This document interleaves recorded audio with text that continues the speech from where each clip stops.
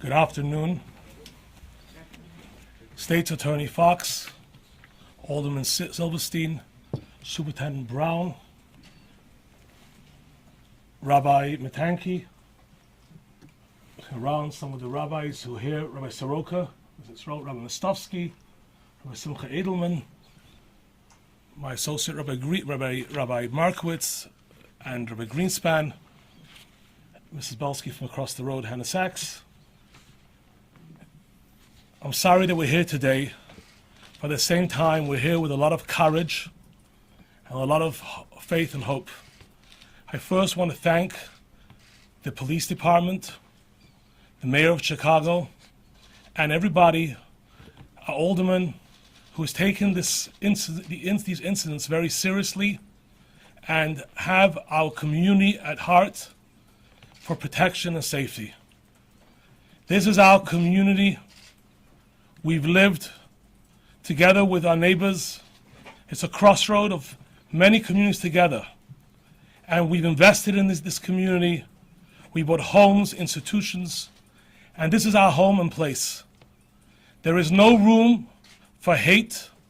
There's no room for anti-Semitism, and no room for any negativity. We are going to stand together as we've always been. Chicago is a special city. Our neighborhood, West Roger Park, is a special neighborhood, a neighborhood of collaboration, a neighborhood of working together. We are going to build even stronger and put goodness, more presence in this community. In this synagogue, on the holidays, on Hanukkah, we have grand menorah lightings. We just had now with our State Senator, our Alderman, just a few months ago, the Sukkot holiday, as well as a school and a synagogue, as well as 40 other institutions and schools in this community. This is, as you say, darkness. The Lubavitcher Rebbe of blessed memory has taught us that light prevails over darkness. By adding more good deeds and more positive things, we will take over the darkness and bring more goodness and energy to the world. I encourage everybody to take this moment also to bring more good and more light in the world, and this way make the world a better place. And the message is that we will stand stronger and build even stronger and greater, and this way bring unity to our community, unity in our lives, and allow each of us to prosper. Thank you very much.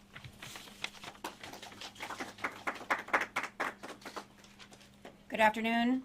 I'm Alderman Deborah Silverstein, the 50th Ward. Hate has struck our community very hard this week. Synagogues, schools, Jewish-owned businesses were victims of anti-Semitic graffiti and cowardly vandalism. The police acted quickly and arrested the offender, but now more incidences are happening. I am joined here by Chicago Police Superintendent David Brown, Cook County State's Attorney Kim Fox, as well as all of these people standing behind me to say very clearly and loudly that this will not stand. Hate has no place in this neighborhood, and bigotry will not be tolerated. I have always prided myself on representing the most diverse neighborhood in the city of Chicago. Our diversity is our strength, but we can only stand strong when everyone feels safe. Safe to practice their religion, safe to pray in synagogues, shop in kosher stores, attend Jewish schools, safe to live their lives. Our diversity is our strength, but that means an attack on any of us is an attack on all of us. An attack on the Jewish community is an attack on the entire 50th Ward and on the entire city of Chicago. These incidences come mere days after Holocaust Remembrance Day, and as anti-Semitism is on the rise across the country, I want to assure everyone in the Jewish community that you are not alone. I am with you, the mayor is with you, the police are with you. Millions of people across the city stand in solidarity with you. The police will be putting heightened attention on all places of worship and religious institutions. We will not allow hate and anti-Semitism to spread. We will do whatever is necessary to keep our Jewish community safe. I'd now like to call upon Superintendent David Brown.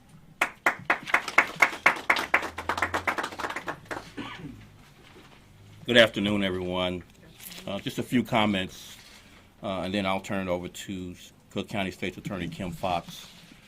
First of all, I want to also start by thanking Rabbi Hertz for his invitation to utilize this facility for our press conference, as well as members of the community and Commander Brennan. A special note to Commander Brennan, he's the commander of the 24th District. We are here to announce felony hate crime charges in the targeting and vandalism of several synagogues and schools on Sunday. Shahid Hussein has been charged with 4 counts.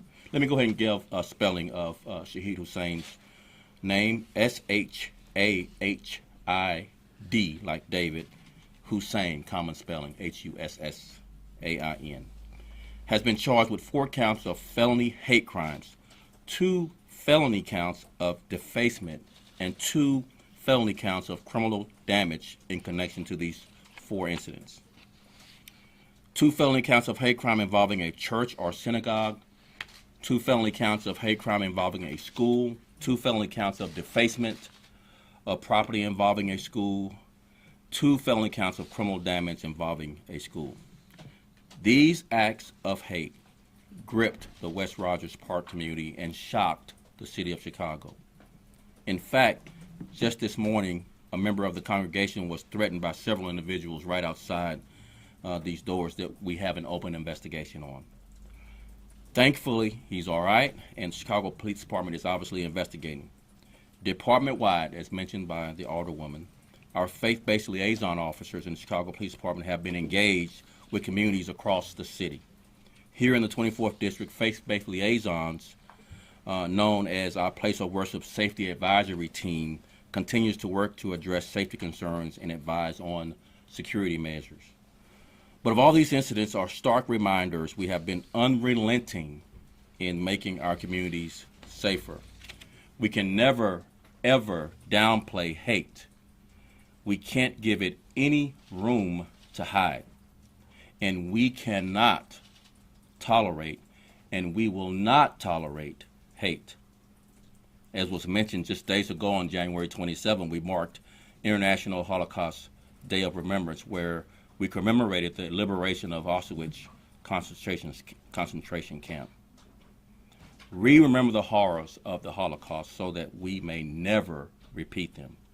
And we hold on to these memories of those lost and the hope of those who survive because we must.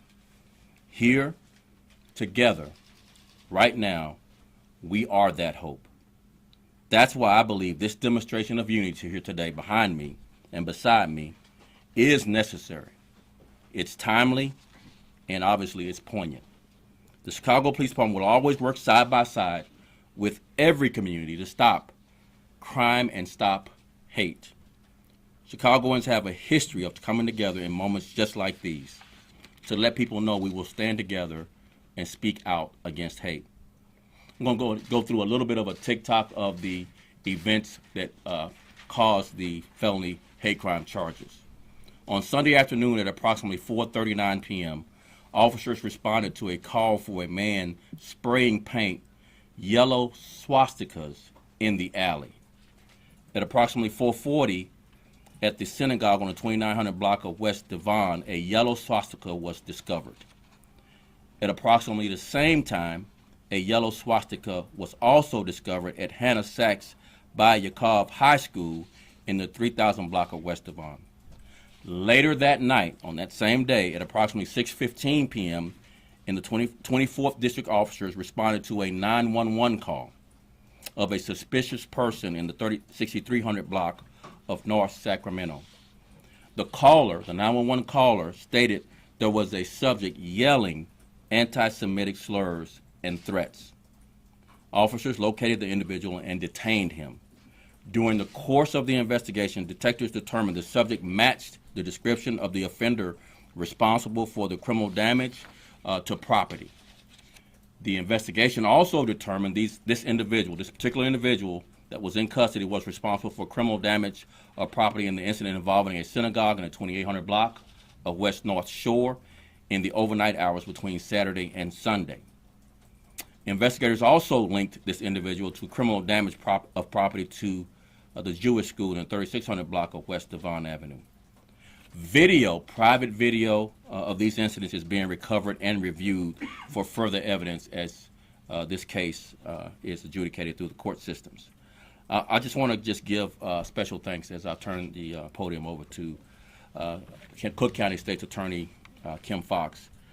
Thank the CPD detectives, obviously the responding officers, to State's Attorney Kim Fox, to the assistant state's attorneys who worked tirelessly with our detectives in bringing this case forward to this point of charges, as well as Alderwoman Deborah Silverstein. Thank you so much, Alderwoman, and the community at large. And I've also already given thanks to the rabbi. Thank you all so much for partnering with us. This is how we maintain our safety and feel confident that we can do this together, not just as a police department, but with all of our stakeholders and partners in law enforcement and partners in the community working together. Now I'll turn it over to Cook County State's Attorney Kim Fox. Kim.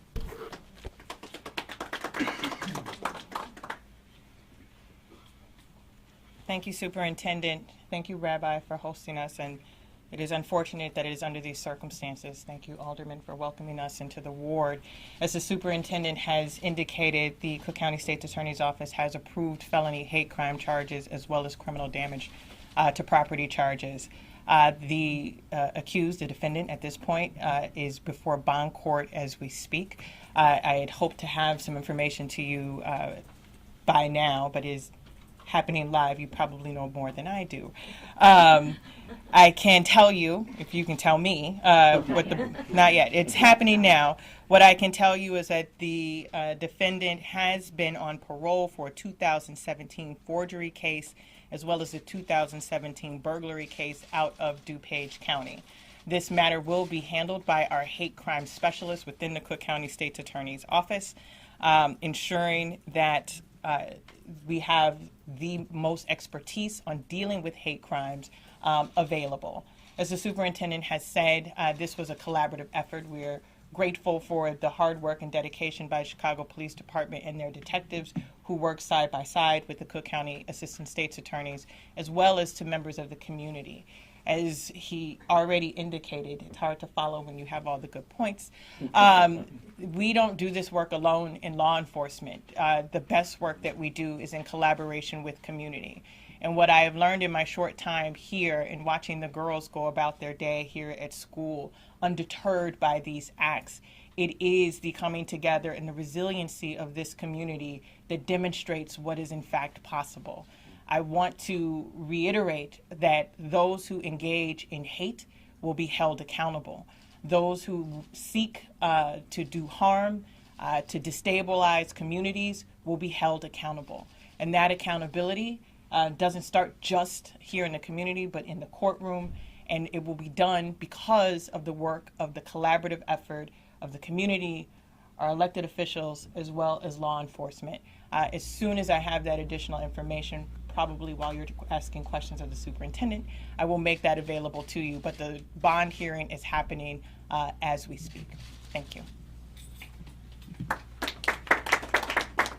So we'll take a few on-topic only questions, please. Superintendent, question for you. You did not mention the vandalism to Tel Aviv Bakery as being one of the crimes that this suspect is being linked to.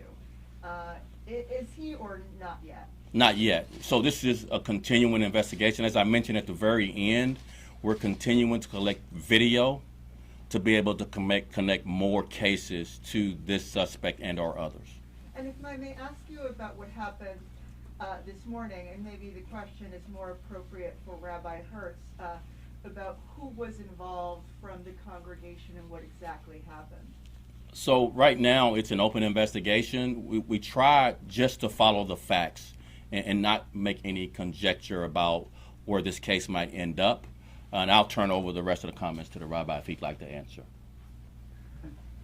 Just if you can walk us through what happened, who it was. So actually, let me help him out.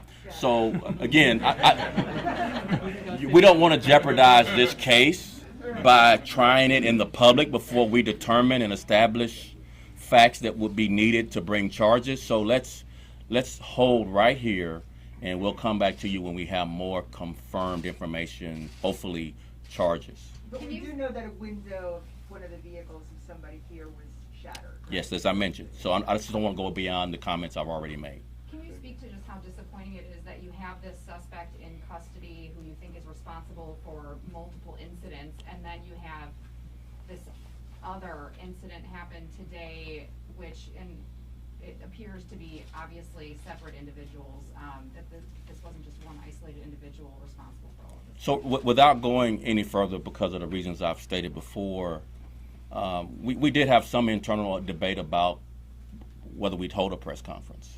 I actually called Alderwoman Silverstein about this internal debate we were having within CPD, and she hit the nail on the head. It's where I am, and I think it's where all of you. We always have to shine a light on hate, and we should never give any room for any of us to hide from what hateful people do. It is the lesson learned through history that when hate is left unchecked, left to prosper, and fear sets in to those victimized by hate, hate flourishes. Where you can actually put hate in its rightful place is all of us standing here shining a bright light on hateful acts. So as soon as we're able to establish this second thing, because it can go in a lot of different directions, we'll come right out and talk in the same ways about that, hopefully with charges being brought on individuals. And if we may ask, and this question may be best for the state's attorney, I understand that charging a hate crime is more complex. Can you talk about that and what standards need to be met? Certainly, it's a great question. So in order for us to charge a hate crime, we have to be able to establish that the motivation for the act was hate, was because of someone's religious affiliation, their race, their sexual identification. So something that, the breaking of a window would ordinarily be what we would call a vandalism case, criminal damage to property. If that vandalism was inspired by or done because of that person's racial affiliation, and we are able to link that, that's what elevates it to a hate crime. And so it takes it from what, may have been a misdemeanor case to a felony and an enhanced felony because of that. Oftentimes, hate crimes are difficult to prove. In instances like this, where we recognize the trend where we're seeing that these are religious institutions or establishments where the Jewish community frequents, and the symbolism that was used. As was indicated before, we're days out of Holocaust remembrance. The fact of the matter that a swastika was used gives us a firm footing that whomever was responsible for these acts knew the intention of using that symbol on these institutions, knew what it was meant to elicit. We can also, in building a case, again, working with our partners in law enforcement around the timing of these incidents, around building the case of, we were just a few days out from Holocaust remembrance. This was a symbol that was used during the Holocaust. These were the buildings that were targeted. And so those are the things that make it able for us to elevate this from a simple criminal damage to property or simple felony to a hate crime, to be able to establish the motivation for it. I'm sorry, I think I have more information. I do. Thank you. Bond was set at $250,000 with special conditions. I'm assuming that the special conditions that he is not to be anywhere near any of these institutions or any of those who have been impacted by that. The next court date is February 7th. Could someone perhaps from the I just want to full the question. I was mentioned about this case this morning. What I do want to mention is that I think a special thank you to the police department on the quick response.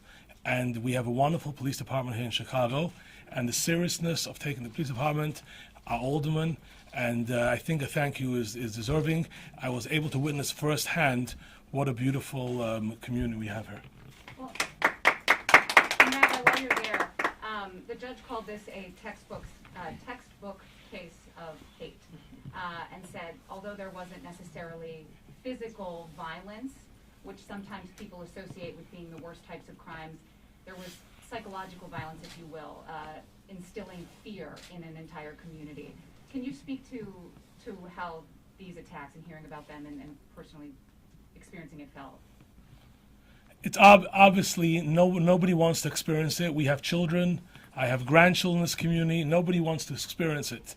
But unfortunately, we have to deal sometimes with good and sometimes with evil. So it doesn't deter us. It doesn't. We know we have to address it, and address it very seriously, and take it serious. But at the same time, our community is not deterred in any way. We are strong. We are continuing. We are vibrant, and this is not really as much. And we know we're in good hands. We know we have good protection here, and we continue to have good protection. We have a lot of assurance from all the people who are here to protect us, and we are very strong and forward with these things. But the issue has to be addressed, because we can't allow even emotional hate. Any form of hate is hate, which can lead to the worst things, as we have experienced. Jewish people, as well as everyone, anybody who's experienced hate throughout history, that is something that we cannot tolerate it, even the small iota. Just one follow-up, if I could. State's attorney, he has a fairly lengthy criminal history. He was on parole at the time for a forgery case, it appears. So he's, I think, going into custody right away.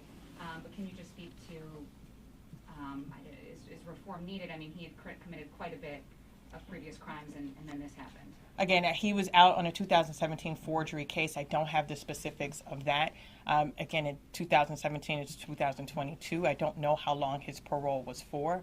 As I said last week, I think we have to be mindful that people who come into our criminal justice system eventually make their way out. And so we have to ensure that whether it's 4 years, 5 years, or 10 years, that while we're simultaneously addressing violence and the acts that brought them into our system, that we have the supports when they come out so that they do not reoffend. But again, it's early, and I'll have more information as the days and weeks become available. It's stalking, burglary. The parole, correct. The parole was just forgery, but he does Yes, have ma'am. many other. Yes, and so we'll know more about this individual and his history, whether, again, criminal or psychological, in the coming days. But again, we have to have a criminal justice system that recognizes we must be responsive and hold people accountable, but also for those who have come into our system, that they have the resources, because we don't want people to reoffend. That is one of the biggest indictments on our system, is the fact that we have people coming in and out of the system because they're not going to be there forever. How do we ensure that they have the supports so that the people in this community can feel safe regardless?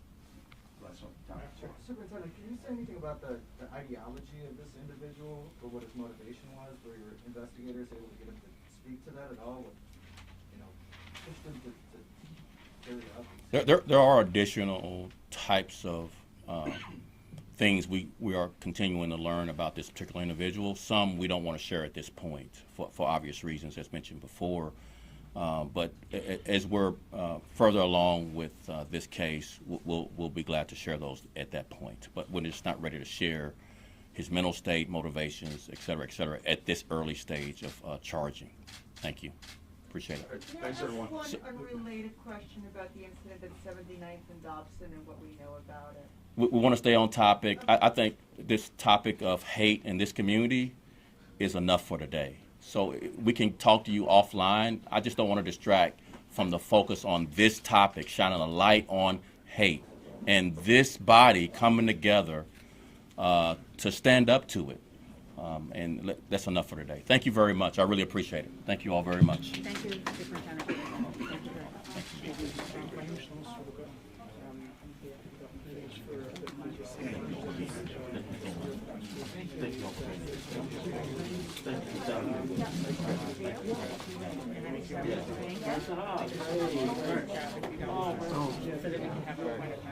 so much.